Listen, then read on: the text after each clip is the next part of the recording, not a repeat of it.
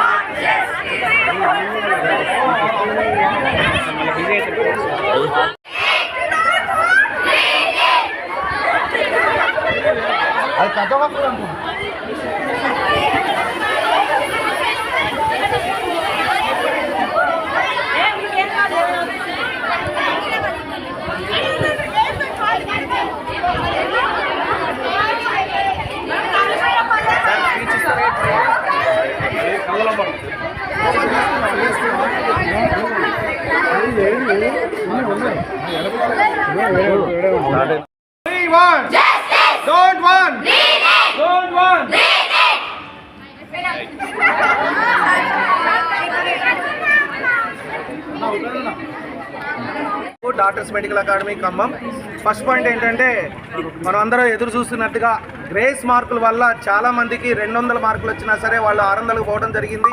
350 మార్కులు వచ్చినా సరే వాడు 720కి పోవడం కూడా జరిగింది. కాబట్టి ఈవెన్ గ్రేస్ మార్కుల వల్ల అంటే ఎటువంటి కృషి లేకుండా కేవలం టైం అనే ఫ్యాక్టర్తో గ్రేస్ మార్కులతో 720కి 720 వచ్చిన 6 స్టూడెంట్స్ ఉన్నారు. అంతేకాకుండా 715 కానీ 700 వచ్చిన స్టూడెంట్స్ దాదాపుగా 1500 ఉండడం వల్ల 690 మార్కులు వచ్చినా సరే మనకి 4000 ర్యాంకు పోవాల్సి వచ్చింది. దానివల్ల ఎంతో కష్టపడి 6వ తరగతి నుంచి 6, 7, 8, 9, 10, 11, 12 7 సంవత్సరాలు కష్టపడి 24 అవర్స్ రౌండ్ ద క్లాక్ కష్టపడి వాళ్ళ ఒక ఎయిమ్స్ అనే టార్గెట్తో ఎంతో కష్టపడి చదివి 680 మార్కులు తెచ్చుకున్నా సరే ఎయిమ్స్ రాని సంఘటనలు చాలా ఉన్నాయి.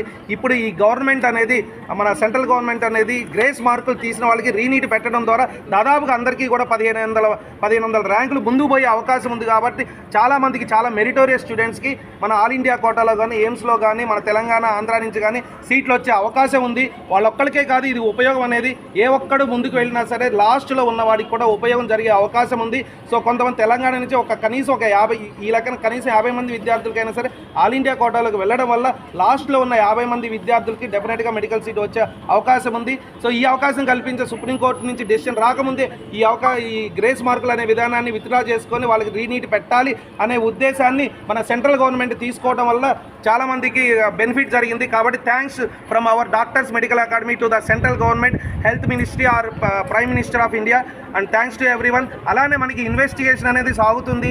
దేని మీద అంటే పేపర్ లీకేజ్ అనేది మీద అనేది అది నిజమా కాదా అనేది తేల్చి దాంట్లో ఉన్న దోషుల్ని శిక్ష రక్షించడం కానీ లేదా నీట్ ద్వారా తీసేయడం ద్వారా మరికొంతమందికి కూడా అవకాశం కలిగే అవకాశం ఉంది కాబట్టి దీని ద్వారా కూడా ఆలోచించాలి. అండ్ వెరీ ఇంపార్టెంట్ థింగ్ ఏంటంటే ఇప్పుడు ఆరుగురు పోయినా సరే 720కి 720 వచ్చిన 67లో ఆరుగురు పోతే మనకి ఇంకా 61 మందికి 720కి 720 వచ్చిన ఛాన్స్ ఉంది. కాబట్టి మరి మనకు ఉన్న ఎయిమ్స్ ఢిల్లీనే తీసుకుంటే ఉన్న సీట్లు 50 కాబట్టి మరి ఎవరికి దక్కాలి అంటే 1.1, 1.2, 1.3 అని చెప్పి ర్యాంక్స్ ఇచ్చుకుంటూ వచ్చారు.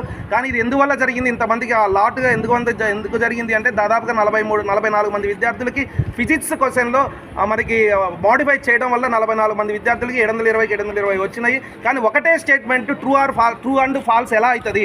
ఏదైనా శాసనం లేదు కాబట్టి ఎవరైతే కొత్త ఎన్సీఆర్టీ బుక్ ప్రకారం మనకి ఫస్ట్ కీ వచ్చింది దాని ప్రకారమే ఆ కీ ప్రకారమే మనకి కరెక్షన్ చేసి మళ్ళీ ర్యాంకుల్ని ఇవ్వవలసిన అవసరం ఉంది. ఎందుకంటే అందరూ కూడా పాటించాల్సింది కొత్త ఎన్సీఆర్టీ బుక్ సిలబస్ మారింది అంటేనే అందరూ కొత్త ఎన్సీఆర్టీ ఫాలో అవుతారు. బట్ అందరూ కూడా ఎన్సీఆర్టీ ఫాలో అయినప్పుడు పాత ఎన్సీఆర్టీ ప్రకారం కీ ఇచ్చే అవకాశం లేదు.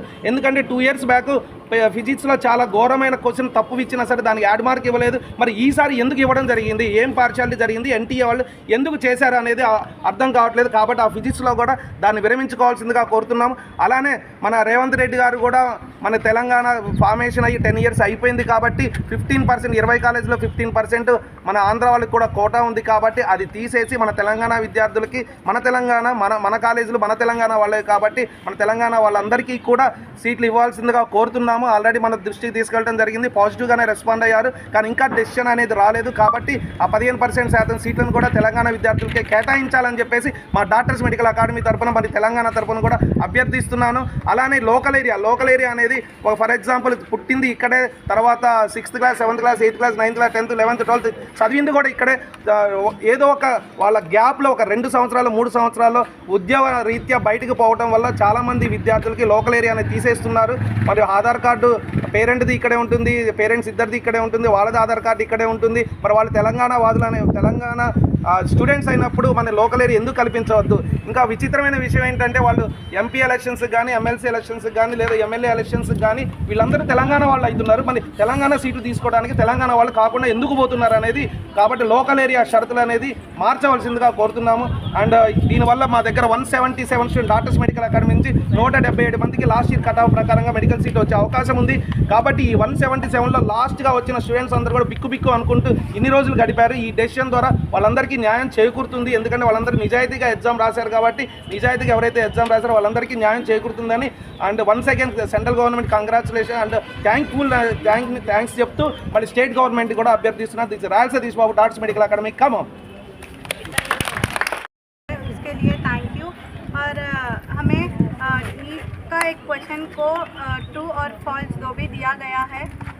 न्यू एनसीईआरटी को फॉलो करना चाहिए तो इसमें फॉल्स है. हमें उस क्वेश्चन का जस्टिस चाहिए और जहाँ भी स्कैम हुआ है वो इन्वेस्टिगेशन करके हमें आगे बढ़ने का मौका दीजिए.